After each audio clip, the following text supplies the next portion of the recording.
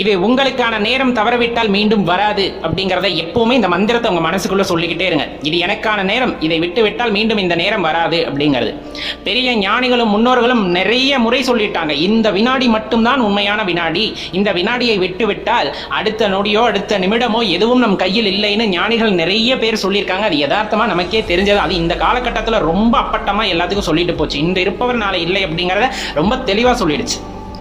அப்ப நம்ம ஆன்மீகத்துல செல்லணும், இல்ல ஏதாவது உயர்வு நிலையை அடையணும், அதற்கான முயற்சிகளில் ஈடுபடணும்னா நான் 35 வயசு 40 வயசு 50 வயசுக்கு மேல அதுல ஈடுபட்டுக்கிறேன் அப்படின்னு எந்த காரணத்திற்காகவும் தள்ளி போடாதீர்கள்.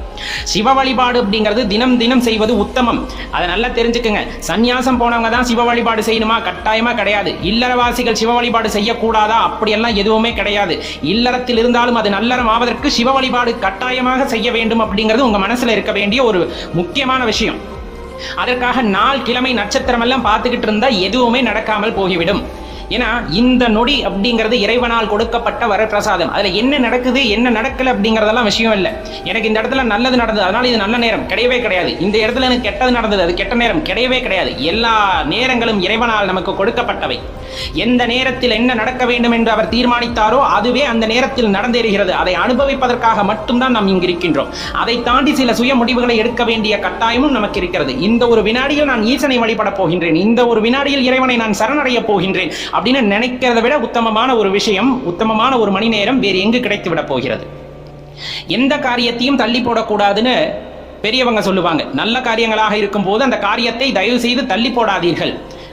எந்த எதிர்கால நேரமும் நமக்கு உறுதி இல்லாத நேரமாகவே கருதப்படுகிறது. அப்படிங்கும் போது வாழ்கின்ற இந்த நொடி, வாழ்கின்ற இந்த மணித்துளியானது உண்மை என்று சிவபக்தியை மேலோங்க செய்வதற்கு நாம் அதற்கான முயற்சிகளை செய்யும் போது இறைவன் நல்வழியை காட்டுவார். மீதம் இருக்கின்ற நேரத்தை எல்லாம் நல்ல நேரமாகவே மாற்றி நமக்கு கொடுப்பார் சிவபெருமான்.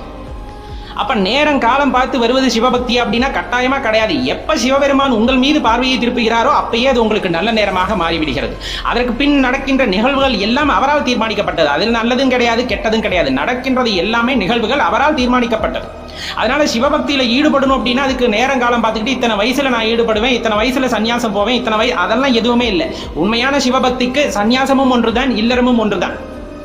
மனசு எவ்வளவு சுத்தமா இருக்கு, மனசு சுத்தமா உங்களால எவ்வளவு அன்பு செலுத்த முடிகிறது மற்ற ஜீவன்களின் மீது, எல்லாத்தையும் சிவபெருமான பார்க்க முடியுதா உங்களால அப்படிங்கறத இந்த இடத்துல முக்கியமே தவிர மற்றவையும் அவ்வளவு முக்கியம் அல்ல. ஒவ்வொருவருக்கும் ஒவ்வொரு நெறி இருக்கின்றது. எனக்கு வகுக்கப்பட்ட நெறி இதுதான் அப்படிங்கிறத சிவபெருமான் என்னிடம் சூட்சமமாக உணர்த்திவிட்டால் அதில் செல்ல வேண்டியது எனது கடமை.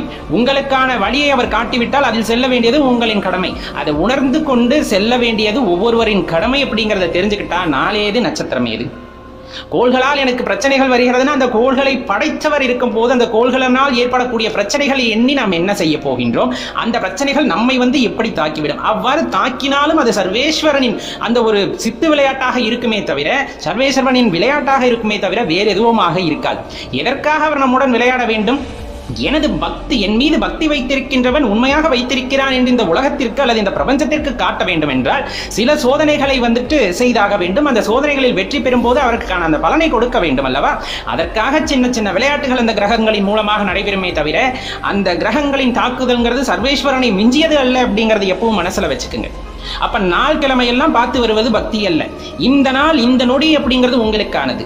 நீங்கள் ஆன்மீகத்தில் ஈடுபட வேண்டும், சர்வேஸ்வரனை உணர வேண்டும், எல்லாம் அல்ல அந்த பராபரத்தை உணர வேண்டும் அப்படின்னு நினைச்சு உங்களோட வாழ்க்கையை ஆரம்பிக்கிறதுக்கு இந்த நொடிதான் சிறந்தது. இதற்காக நாள் கிழமை நட்சத்திரங்கள் எல்லாம் பார்த்து கொண்டிருந்தால் கட்டாயமா அது தள்ளி தள்ளி போய்கொண்டேதான் இருக்கும். மன உறுதியாக இந்த நொடியே எனக்கு சர்வேஸ்வரன் கொடுத்ததுன்னு நினைச்சு அந்த சிவபக்தியை ஆரம்பிக்கும் போது அது உத்தமமானதாக மாறும் அப்படிங்கிறதுல எந்த மாற்று கருத்தும் இல்லை நண்பர்களே.